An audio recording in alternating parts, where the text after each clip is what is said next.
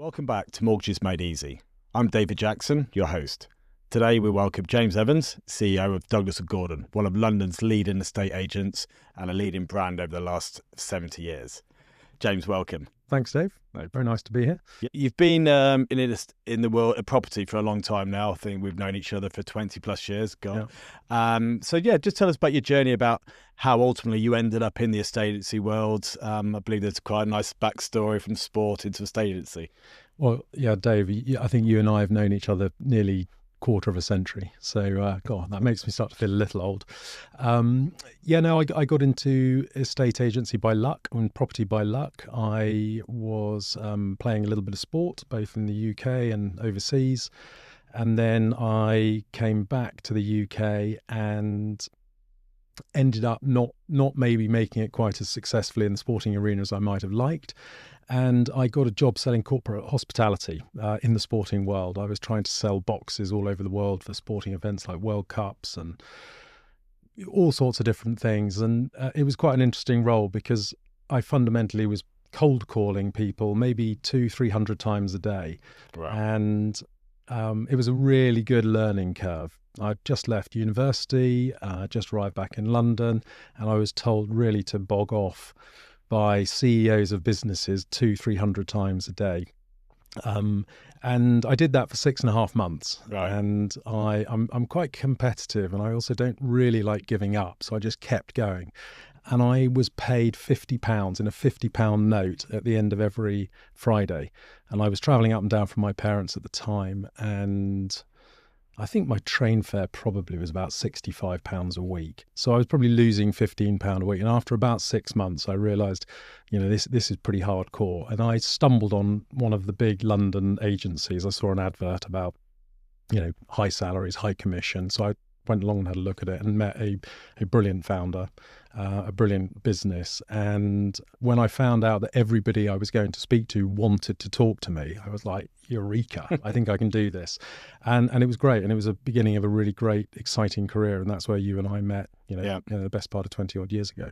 So out those 6.5 months, what sort of key lessons did you learn and skills that you were able to take into the next world of estate agency, do you think? Well, I think it's just resilience. Anything in sales, but anything in life is about you fall over and you get up and you go again. And but also you've got to find a way of getting a common ground with somebody. And it's all connection. It's all about if you can get on with someone, if you can find a connection, if you can get the conversation to a point where actually you can add value to what somebody's coming to you and talking to you about. I think you can create great things. And estate agency ultimately is when somebody needs an estate agent, they're actually normally at a stage in their life of quite high stress levels. And so the ability to be able to build a rapport is hugely important because trust is everything. And I think in estate agency, one of the key things that we would look for in people are people who can build a great relationship with great trust and actually be able to help somebody at a time when ultimately they're in a relatively stressful time. Yeah. Okay. And then from your sporting side of things, where do you think that sort of helped you going forward? Obviously nearly made it, but obviously I think probably not quite even as good as that, Dave. You're very generous. Look, I think sport is great. To play good level of sport, you've got to have an element of competitiveness. Yeah. And also in sport, there's very few hiding places. Ultimately, when the whistle goes, you've either won or you've lost, and that's it. That's defining. And you learn lots of things in sport about if you train correctly, if you prepare correctly, you get yourself into the right place, the right position, you can create great success in sport. And business is exactly the same. Yeah. The difference really in business is there's probably a lot more hiding places. And I think that when you look at businesses across the board, there's some businesses where actually seemingly they're getting away with just being okay. But actually when you sit on the other side of it as a customer, you know very clearly whether a business is in a good place, you know whether you're getting a good service, and you know whether you're getting a good result. And so I think, sport's always been a good, you learn how to deal with things yourself. You learn how to get the results that you want, but you also learn how to work in a team. And I think a well-run business is when you've got a well-run team and when everyone's aligned and everyone knows what you're trying to achieve. And customers are the same. When you're aligned with your customer, you will end up getting a very good result. And I think estate agency and property, that sometimes can be missed. And it's very, very important that when you are looking to sell somebody's house, or when you're a house seller looking to instruct someone to act for you, and that's the same with lettings as well, that you choose very carefully the person that you are going to work with to get the result that you want to achieve. Yeah. You've got to make sure you are absolutely aligned, and you've got to make sure everyone knows what the plan and what the strategy is. That might sound a little bit more technical, or it might sound a little bit, not what everyone thinks, but most people, when they're selling a house, it is invariably the largest asset they've got to sell. It's their big moment. You only get one chance to do it, and you get one chance to get the best result, and lettings too. And I think it's very important that you don't overlook who you are getting into business with. So I think, there's a lot more to being a very credible, very good property expert, estate agent, partner, whichever way you want to describe it, realtor, depends where you are in the world. But it's very important that you really choose carefully, the agent that you're going to instruct. Yeah. So a lot of the core skills were built through the sport, going into the direct sales, and then going into a more bigger culture where, like you said, you're not cold calling, you're actually dealing with people that actually want to come to you. So that transition for your career to go to the next stage, where do you think the next entity, obviously you just spoke quite a bit there about what the industry does and all the different types. What were the next bits you think you learnt upon, that you built on your sports sort of intensity and, dealing with rejection, which was quite a big thing, which is a very sales thing. Yeah, rejection is massive. Culture is massive. Have you got the ability to stand up and go again? These aren't just things that you learn in sport. These are things you learn in life. And business is just another part of life. You just get on with it. I think what's really important in business, you've got to find something that you love. If you fall in love with your job, I think you're going to be quite successful. And if you actually really enjoy and love the people that you work with, again, it is a joy to go in the morning. It's a joy to still be there late in the afternoon. It's actually a pleasure to actually work outside the hours that you might normally do. And I think if you've got a wonderful culture in a business, you've got a great team, I think that's great. And we've all probably played sport to some degree. And when you've gelled in a team and everyone plays well together and everyone works off each other, sports one of the best things in the world. If you're a sports person, it's probably no different. I'm not, as my children will tell you, I'm not musical in any way, shape or form. But, if you listen to an orchestra that was in tune and everyone was working together, it's a beautiful sound. Yeah. If I stepped in the middle, it would probably be a horrendous sound. Sport and business is the same. Everyone's got to be aligned. Everyone's got to be focused. Everyone's got to know what they're doing. And everyone has a different role. Yeah. I'm not a football guy, but everyone, Liverpool, which I think is your team and my son's team, right now seem to be playing a harmonious game. Everyone knows what they're doing. And it's beautiful to watch. And they win games. Business is the same. Every player in the team's got to know what they're doing, and everyone plays a key part in it. And I don't think that's a sport thing. I think that's common sense. But I think if you can get that right in your business, you've got a winning formula. So you're talking very much from a leadership point of view for all of that, and obviously knowing your background, you went for the ranks very quickly through your previous company. When did it become apparent that the core skills were there and you wanted to actually go through the gears to, take on senior roles? Dave, you're very generous. I was lucky, but you do make your luck. Yeah. It was in the early 2000s that I joined Foxtons, one of London's biggest estate agents. And I joined at a time when the business was really growing. I also joined at a time when the market in London was really, really flying. Early 2000s through to 2007, the market was on a one-way ticket. It was on the elevator up. It was a great time. Yeah. And I think I do like leading people. I do like people. I like being in that environment. But I think, in order to create success, whether that's individually or as a group, everybody's got to want to succeed. You can't have people in a team, whatever that team might be, that don't really want to get to that North Star. And leadership is quite lonely, actually, if I'm really honest. You can't be the nice guy all the time. I think, was it Steve Jobs had a lovely line, which is, if you want to make everyone happy, don't be a leader, go and sell ice cream. And it's kind of really important point, and if there's 10 people on the team that want to be a success and there's one person that doesn't, that one person's a problem. And I think, I probably haven't, I've probably been okay with holding people to account if they don't want to achieve what the rest of the group wants to do. But I was lucky in my early days, because the founder of the business saw something in me. It might have just been a hungry eagerness to crack on, but I think that is important. Energy is massive. If you take the energy out of anything, the results disappear. If you take the energy out of estate agency, the money walks out the door too. You've got to have huge amounts of energy. And if you can build a team with great energy, then great. And all the recipes and all the stars aligned in that sort of period between 2000 and 2007. So it was a good era. And I enjoyed it. It was great. Met you as well, Dave. So fantastic. And you've looked after me perfectly on all of my mortgages for many, many years. So very kind. Yeah.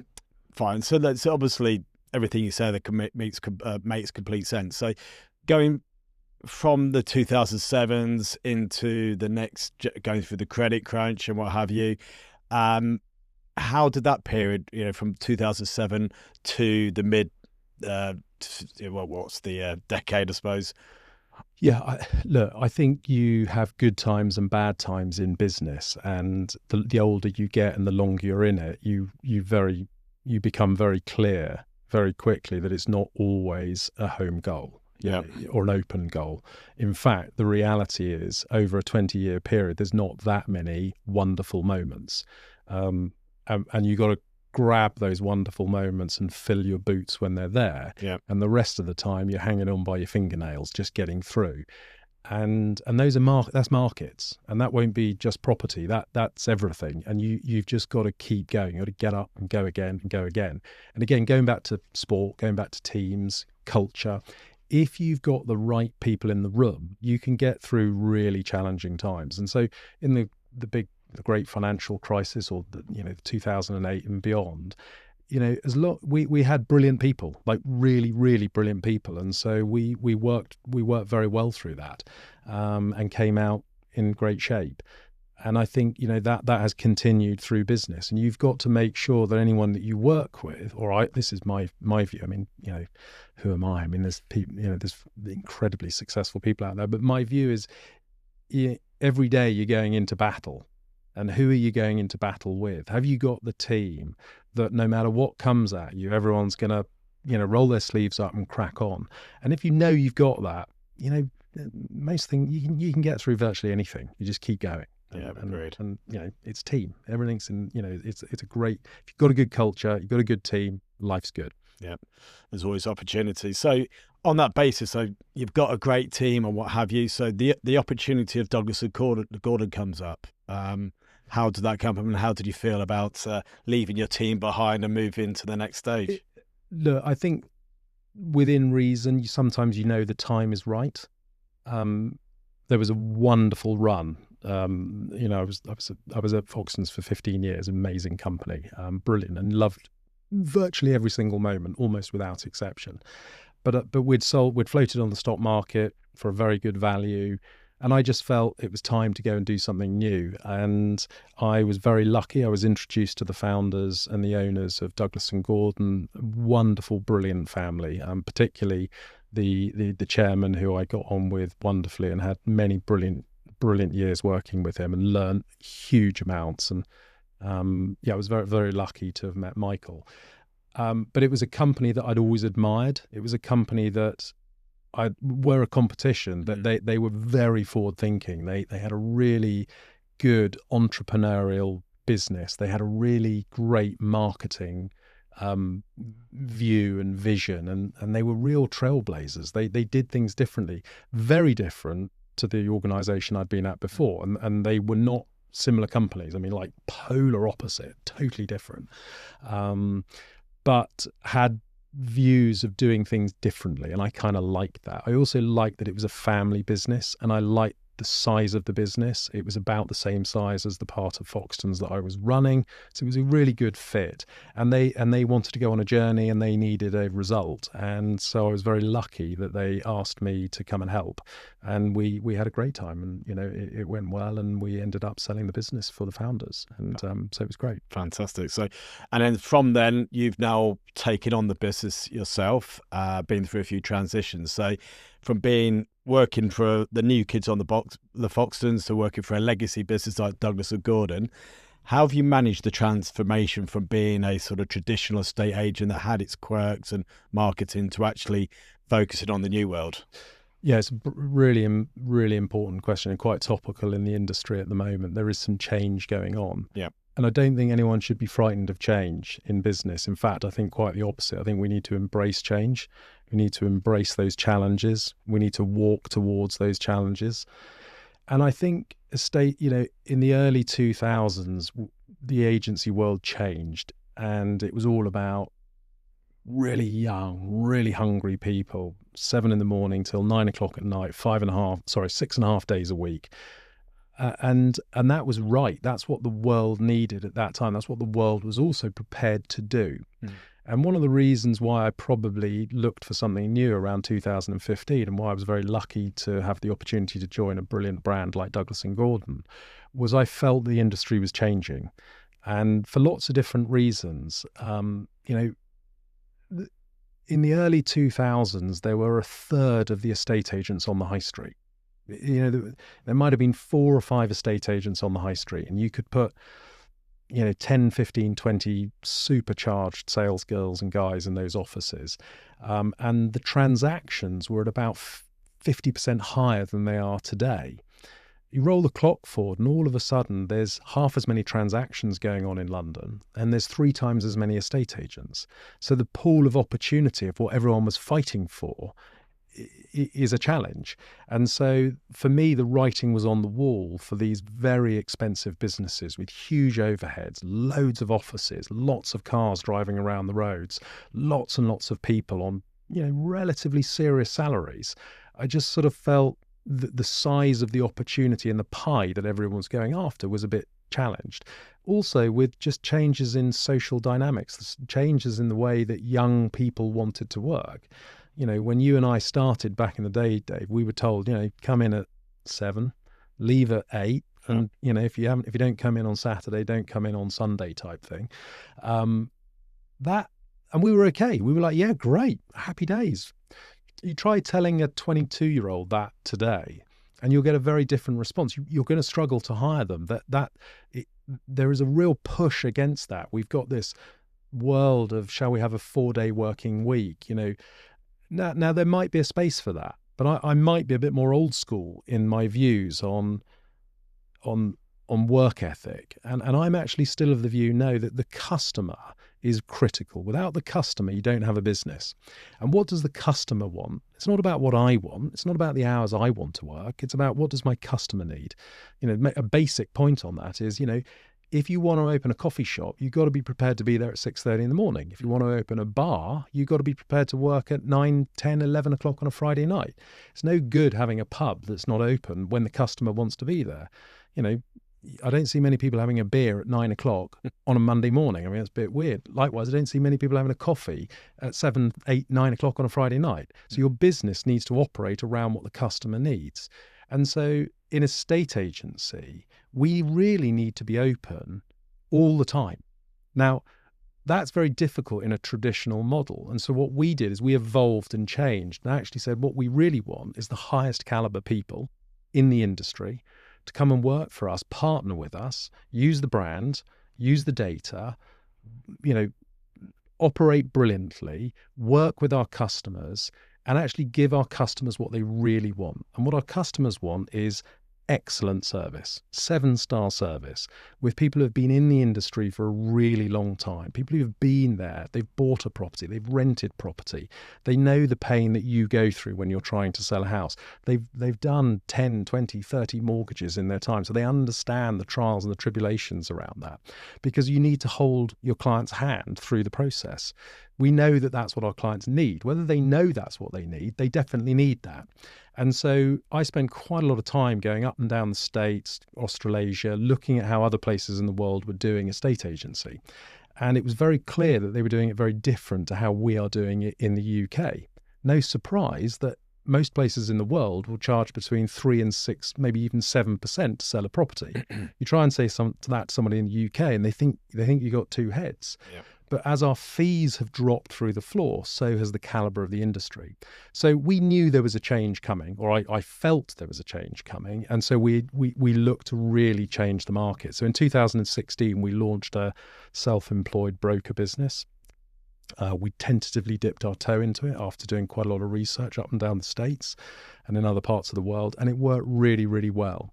And it's taken nearly 10 years. It's taken 8-9 years for us to get to the point where we now have what we believe a really exciting, wonderful platform business with people who have been in the industry now for, on average, 17 years in industry. That's impressive for a client. That's what a client needs. And that's great. And it works brilliantly for the partners, it works brilliantly for us, and it works brilliantly for the customer and the client. That's the bit about alignment. You've got everybody aligned in the same point. And so hopefully the results speak for themselves. Right. So it sounds like you go for more quality over quantity of, staff. So in essence, what makes a good estate agent, would you say? Well, I think you have to have genuine experience. You've got to be able to, you've got to know what you're talking about. In the UK, I think people think what an estate agent does is easy. And it's not. I mean, it really, really isn't. And the proof in what's happened to the online, actually, I caveat that, we're all online. Yeah. What's happened in the self-service space of estate agency, it doesn't work. It's failed. So what do you mean by self-service? Well, you're sort of your purple bricks, your free service where I will sell my own house. And do you know what? You can get lucky. You can put your house on the market and you can sell it and you can get top price quickly. Great. Well done. That is 1 in 10, 1 in 20. The reality of 25 years of experience doing this job is actually half of what we do is therapy. Half of what we do is actually guiding someone through, I talked earlier, really stressful times. And if you don't know how to guide someone through that, the deal will fall apart. And it's amazing how deals fall apart over some of the most simple, silly things. And so I think what makes a good estate agent is someone who's huge amounts of empathy, someone who can take all the heat out of the situation, all the heat out of the deal, but also has a lot of experience. It's easy for me to say, oh, Dave, don't worry about that. I've got to actually be able to say, well, Dave, look, on my years of experience, if you do that, this is what's going to happen. And here are the 10 examples of it happening. I really advise you not to do that. And actually, it's also about control. A really good dealer in whatever they're doing takes control of the deal. And unless you've been in the business a long time, unless you've transacted lots and lots of property, very difficult. It's very, very difficult to turn around to a lady who is, very high-powered business lady. She's sold 3 or 4 properties before and actually take control of that situation. If you've never done it yourself, if you're a year out of uni, that doesn't work in today's world. Whereas if you've done it, you can say, no, this is how we do it. But we are told how to do our job by our customers all day, every day. They all think they know it's easier. It's a bit like going to the dentist and saying, no, you're doing that wrong. You just wouldn't do it. No, not at all. So far, where do we see the industry? Is it is it going to go down this path, or is a hybrid, or where do you think we're going to end up with? I think there's lots of change coming, but I think, is there a space for high street agency? Absolutely, no question. And I think for a long time, but we mustn't forget, there used to be a travel agent on every corner. There aren't any at all now. I mean, very, very few. The world has changed. In early 2000s, before Rightmove, Saturday you didn't actually do many viewings. There was a queue around the door of people registering to buy and rent and sell and let. And we would basically just write their names on a piece of paper and then start calling them on Monday, Tuesday, Wednesday, Thursday, because that's what you did. The minute Rightmove came on, no one walked in your office. It literally stopped overnight. And so my feeling is the days of being in an office from 8 a.m. till 8 o'clock at night in a suit, those days for me have moved on. That doesn't mean there isn't a market for that. That doesn't mean it's not going to continue. I think it will for some time. So I think my view over the next period is you're going to have a bit of a mix. You're going to have the self-service option, and that will work. It does. Open Rent is a wonderful example of that. I don't know where Purple Bricks will go. I have slightly different views on that. I think the world of high street agent absolutely is there. And I think that will split into two parts. I think you will have big corporates that will gobble up lots of smaller competitors. And I think that will consolidate. And we're seeing that already. And then I think you will have highly, highly focused, super independents, owner-occupied businesses where they are run brilliantly and the owner runs it and gets the detail bang on. And they will be very successful. So I think, but the bit in the middle, I think will start to fall away. So a bit like my point, there would have been 3 or 4 agents on the high street in the early 2000s, and now there might be 20. I think it'll move its way back.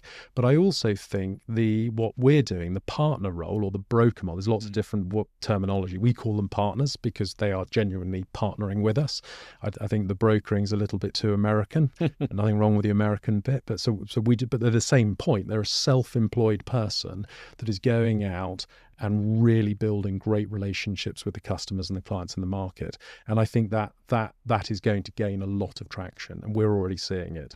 Okay. So just one more sort of point on this subject. From when you have done your research, being, China, the States and what have you, what have you seen that is going on out there where you feel that we still haven't embraced yet, and where what will come, what's in the pipe? I think if you are very experienced in this business and you've been in it for 15 years and you're running an office for a company, an estate agency, a corporate, whatever the brand might be, and you're earning sensible money and you are managing 5, 6, 10 staff that are genuinely turning over, quite challenging to manage today with lots of new changes coming into employment law, probably getting quite a lot of pressure from the senior members of the business because margins in a estate agency have shrunk. They're small anyway and are going to shrink more as there's more fee pressure down and costs go up. That becomes quite a difficult place to be. It goes back to my bit at the beginning about you've got to enjoy what you do. If you come in every day and it's getting harder and harder, and everything that's getting harder is completely out of your control, and the pressure is getting tougher. And over here, there is an option where you can be your own person. You can earn 2 or 3. I'm not going to be silly, but and say you earn 10 times what you could earn in normal agency. You can, but it's unlikely. But if you can earn 2, 3, maybe 3.5 times what your base salary or your annual salary is in the corporate world, and you have the freedom to do the job you know how to do brilliantly, and you go back to dealing with customers and clients yourself, and you know what? You can go and watch your boy play football on Wednesday, or your daughter, play soccer on, Wednesday. That's quite an empowering, compelling way to do the business. And then, if you've got a client that wants a viewing on Sunday, you'll do it because you're genuinely invested, you're genuinely aligned, and you'll do that. The customer gets a great result.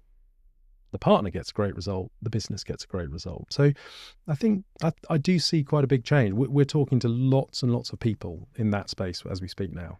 Okay. So then obviously technology, big subject in any industry, what have you. So the good old AI topic, Where do you think AI will actually come into a state agency and make a difference? Well, I think AI has been around quite a long time. I think we all forget that we've been saying, "Hey Siri" for ages. But I think it is changing, and I think I've said this before, well before we really ventured into the partner self-employed world.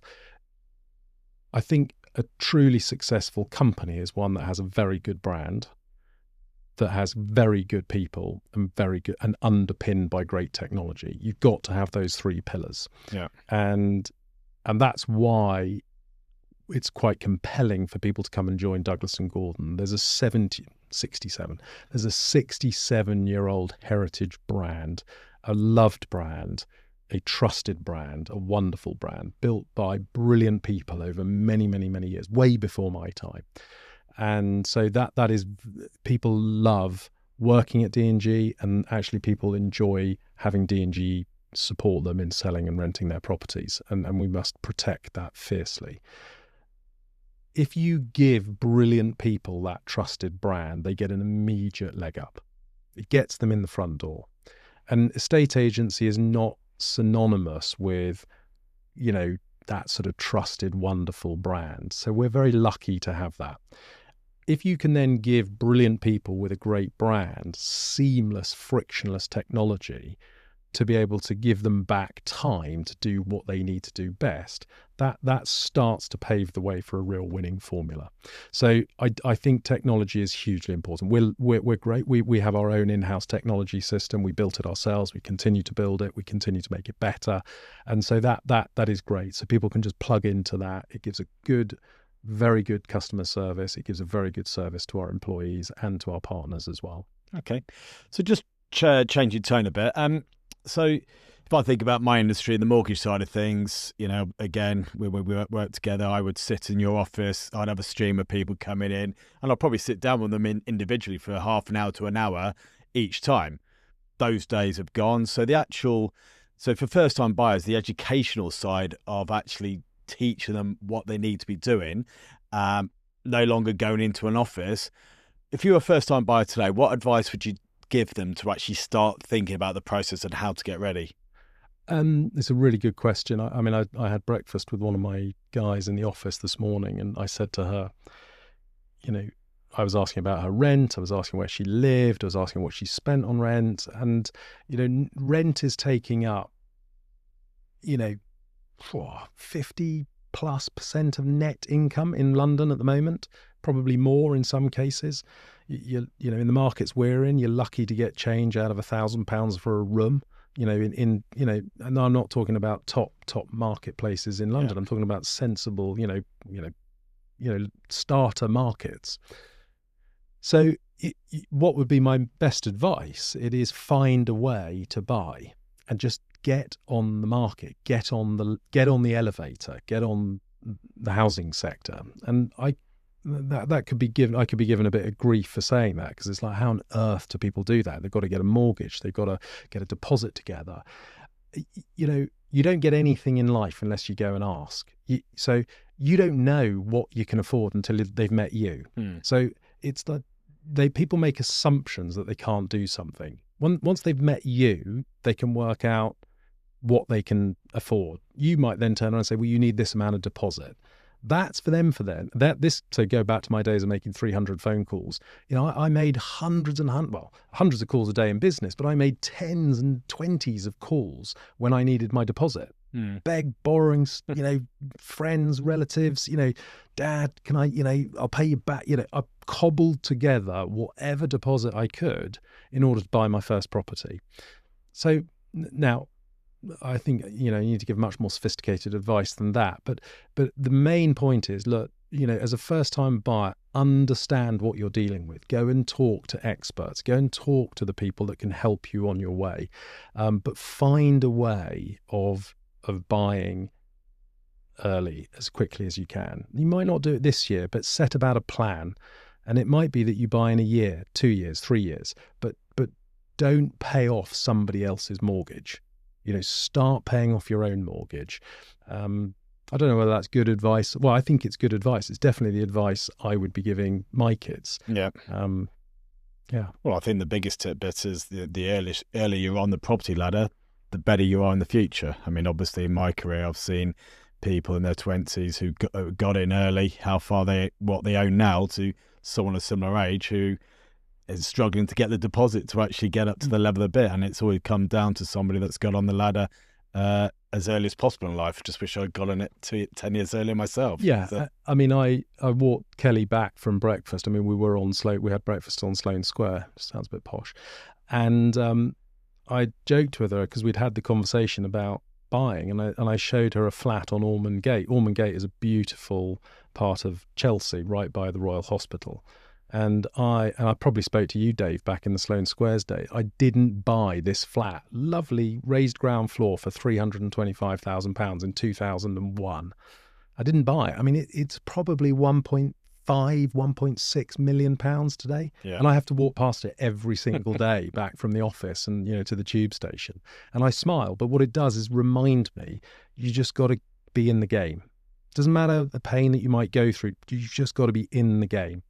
And I think, for young people and first-time buyers, and the other bit I would say is stop being obsessed with the place that you want to live. You won't buy where you want to live. I didn't buy in Sloane Square. The whole purpose that I didn't end up in Ormond Gate is because I didn't have 325 grand. I bought on a motorway in Twickenham with the aeroplanes coming in above me, and you got me some amazing 95% mortgage with Intelligent Finance. Yep. And I bought at 110 grand because that's what I could afford. Yeah. And I lived there and I waited for the market to go up, and then I managed to buy the next one and the next one. So young first-time buyers should not obsess with having to be in the best part. You just got to get in the market. Yep. You just got to get on the ladder, and then time will drift it through. But like anything, if you want a bit of success, you have to take sacrifices. Lots of people don't want the sacrifice. That's okay. But you can't expect good results unless you're prepared to put in some... And who do you think's out there to give them this advice? Who are the right people for people to speak to and, actually aid them on the process and actually have that common sense approach? Well, I think like anything, it's not actually property.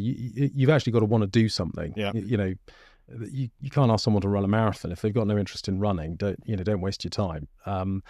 So if you're serious about buying a property, go and find someone who you think is talking sense, and go and find someone you trust and have a sensible conversation about it. I would really advocate that, if someone was looking to buy, they've got to talk to a mortgage advisor. There's a misnomer and a misconception that they go and talk to their bank. The high street banks don't really give the right mortgages, and they don't even exist anymore at the high street. Correct. So that's not a great place to start. You've got to go and talk to a broker that has a whole of market product, your guys, and say, look, this is my situation. What's the best thing for me? What do I need to do? What deposit do I need to find? And the minute they've spoken to you, and then go and talk to a really good estate agent. The other challenge they've got is estate agents aren't brilliant at calling people back. I mean, it's not, I know I'm in the industry, but so if you're serious, you've got to go and do the grunt work yourself. Yeah. If you can find a good agent that's going to look after you, you're in clover. But they're there's some amazing estate agents up and down the country. I've met loads of them. I mean, genuinely brilliant people. If you find a good agent, stick with them, because they're a rare breed sometimes. Yeah. Well, obviously the hardest part is deciding on the area and things like that. Agents will know their bit. So it's, taking advice, making sure they're speaking to the right people, and obviously the mortgage side of it. So just on that question, in your eyes, what does make a good mortgage broker? Well, it's you, Dave. Oh, well, thank you. I think a good mortgage broker is somebody who actually does have access to all the different lending opportunities that are out there. You need that net cast wide. So if you talk to your guys, they have access and they know what's going on across the market. There's also, the market that we're in at the moment.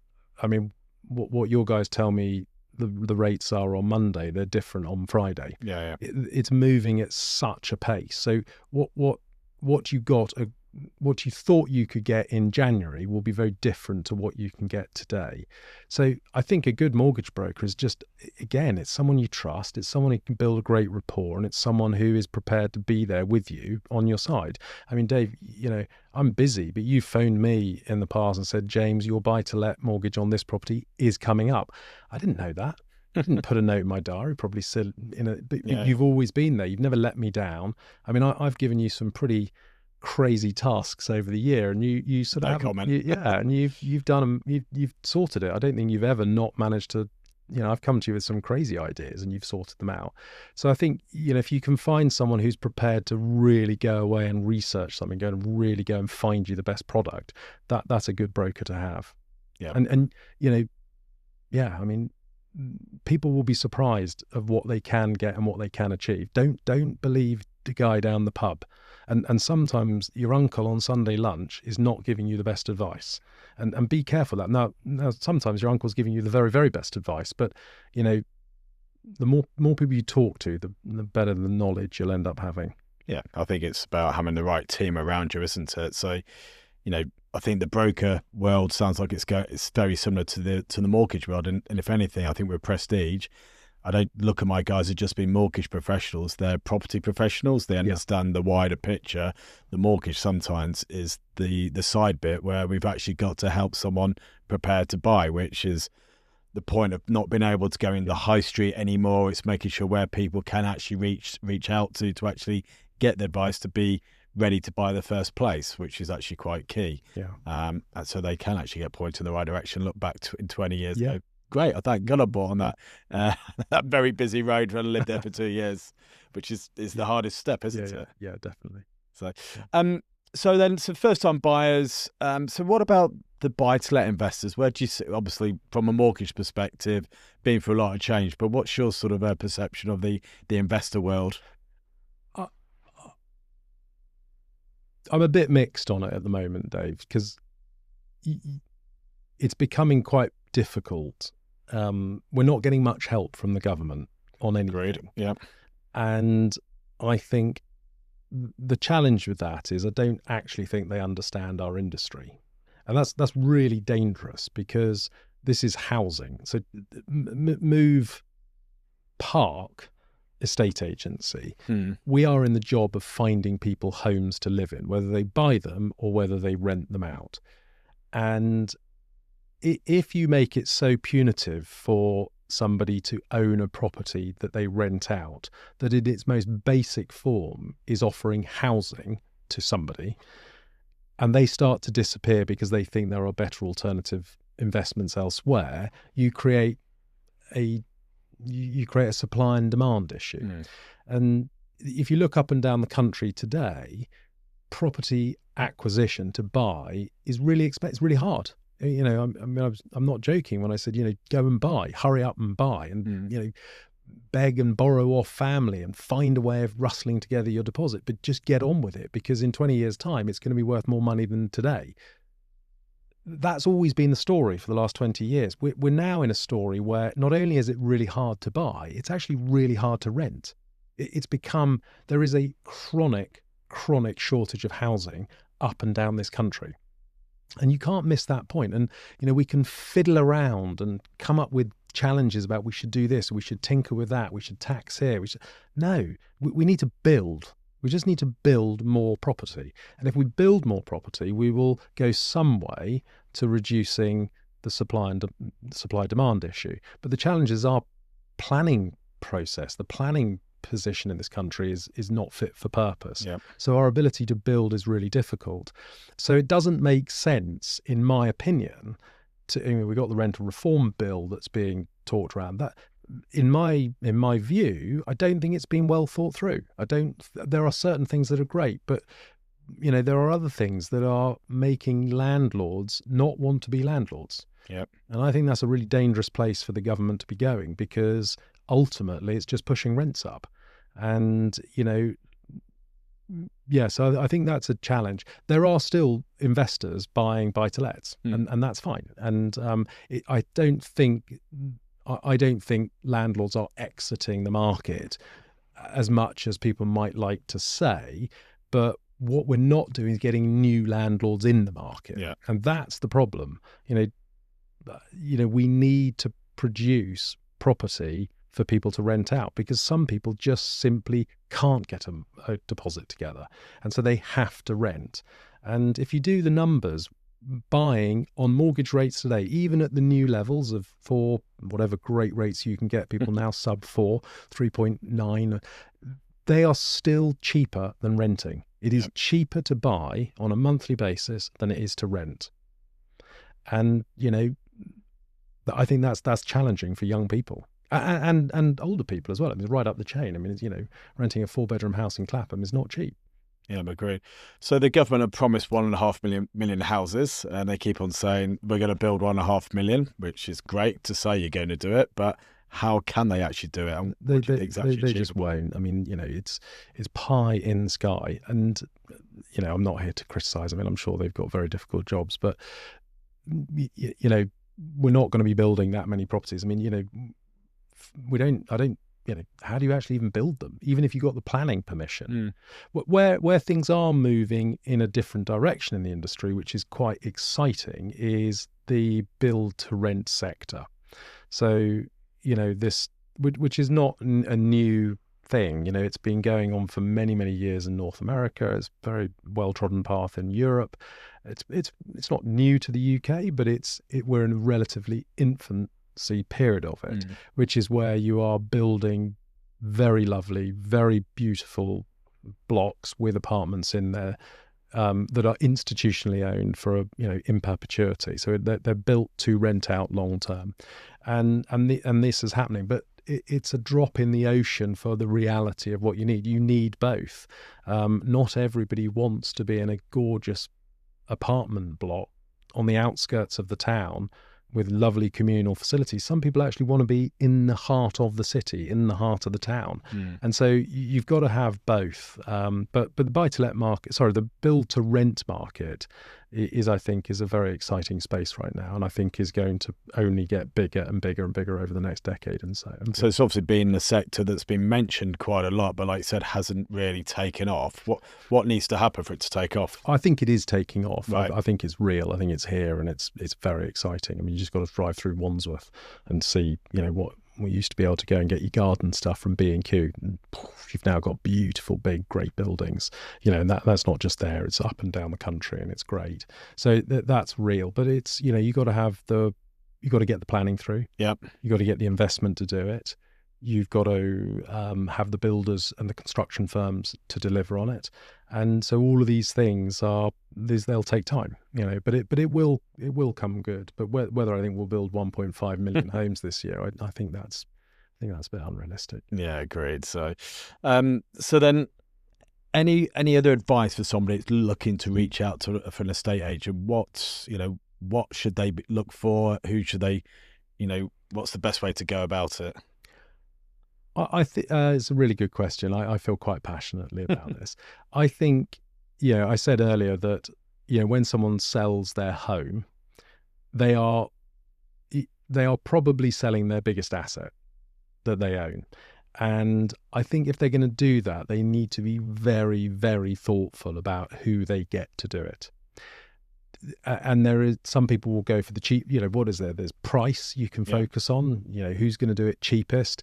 And then there's quality, and there's all these other things that you can do. But I think my view would be really, really spend time interviewing, because if fundamentally you're employing someone to do a job, if you were employing someone to sell your company, you would really scrutinize what they're going to do and how they were going to do it. You really want to understand that. Property is no different. Don't give someone 5 minutes on the sofa. You give them an hour, give them an hour and a half. Ask questions, get them to really explain how they're going to do this. Ask them what the pitfalls are going to be. You need to be taken on the journey. Deals fall through all the time and can get put back together. Buyers can wobble, solicitors can offer bad advice, mortgage brokers can offer bad advice, surveyors can come up with things that actually you can overcome. You've got to have a team that is going to, everybody really wants the result. Someone's fallen in love with your home, you want to sell it, you've fallen in love with something else, we want this to happen. Who's going to be there? Who's going to guide you through it and hold your hand and take you through to a successful sale and completion? Really spend a lot of time finding out who's going to do it. Don't worry about the price. If they do the job, you should be happy to pay the price. You really should. And I think you'd be surprised if you get a really good who's going to fight for it. You know, work out how the person that's selling your home is going to get paid.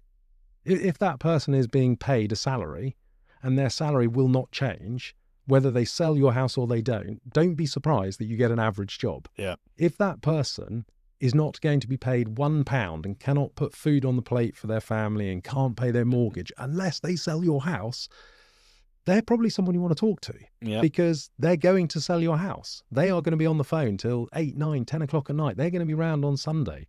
They're going to be finding a way to make sure that the deal doesn't fall through. They are the person that you want. That you want someone who is fighting in your corner with you. Yeah. Motivate them correctly. It's no different to an employee. If you have an unmotivated employee, don't expect a good result. If you've got a motivated employee, you're going to get a good result. If you've got a motivated agent, you're going to get a good result. Yeah. And make sure you're all aligned. So do your research, speak to enough people, get a feel, and then have a look a bit more underneath the bonnet. Definitely. And choose someone who knows what they're doing, and then ultimately don't interfere. And I mean that quite openly. You know, as I said to Kelly this morning, she was like, she was asking me about, as time goes on and, what does life look like, 20 years from now? And I said, you'll just have more confidence. You'll be able to turn around to an investor or turn around to a client and carefully and politely say, no, I'm not sure I agree with that. This is the way we're going to do it. And this is the reason we're doing it this way. And this is what experience shows me. And actually, most people are accepting of that. Most people. So just final few points. So for anyone that is looking to enter the industry, from a professional sportsman going into a state agency, what advice would you give, and what tidbits for the future would you offer? I mean, I don't know really how to answer that. I think it's the same for everything, Dave. Whatever you're going to do, make sure you're doing it with people you want to do it with. I've always, when I've interviewed people, very rarely have I actually read their CV before I've met them for the first time.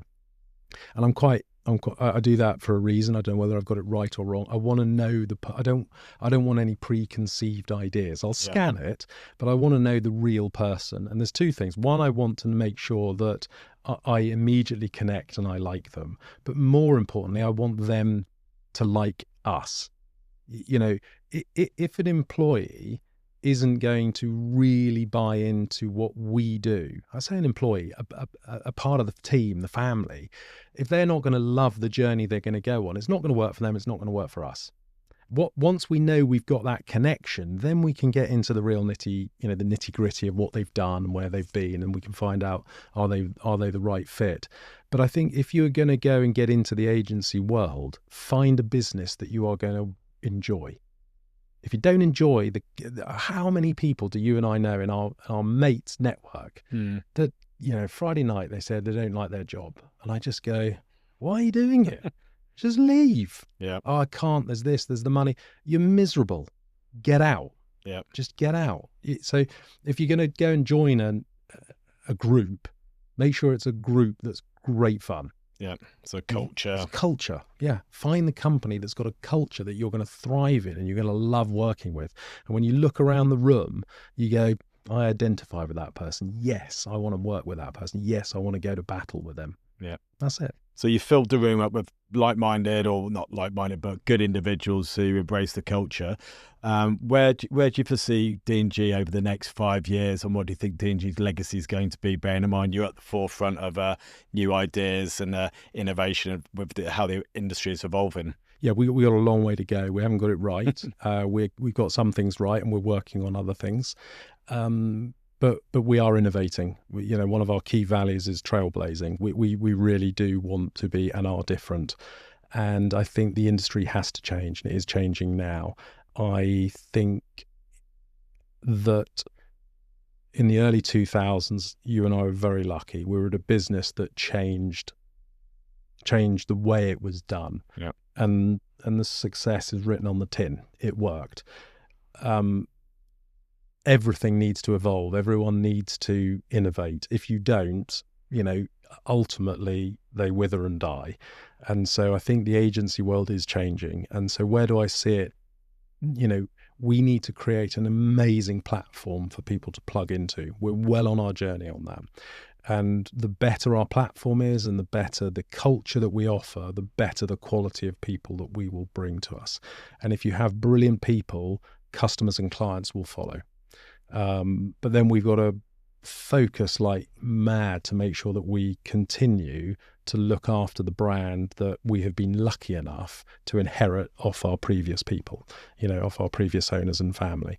And, we just got to keep working on the brand. We've got to get brilliant people. We've got to get our technology better and better and better. I mean, one day, Dave, my view is you should be able to walk into a property and within it's not one day, it will happen. You'll walk into a property and you'll say, I love this. And within 5 clicks of your iPhone or your smartphone, you'll have bought the property. We're not there today, but we will be there. It's horribly clunky today. It's awful, but you've got to push and push and push, and that will happen. In Seattle, you asked me earlier about Amazon Go. Yeah. I don't do much shopping, but I tested it. I walked into Amazon. I don't know how. It scanned my Amazon thing as I walked in. I went and picked up an Amazon mug and I just walked out. Somewhere in the background, it was all paid for. Very clever. Whether I like that or I don't, that's the way the world is going. Years ago, you'd put money in a parking meter in a multi-story car park, have to get a ticket. Now you just drive in, click your phone, you drive out and it opens. It's scanned it all. The property world is light years behind. It's so full of friction. Our job is to do that. So I do believe one day you'll be able to move through this process very quickly. But that's not today. Yeah. So it'll be interesting to see how we get there and what we learn on the way. So great. Well, look, thank you for your time today, James. As ever, that's very insightful and just great to look underneath the bonnet with what's going on in the future and the way D&G's evolving over these next few years. So thank you very much.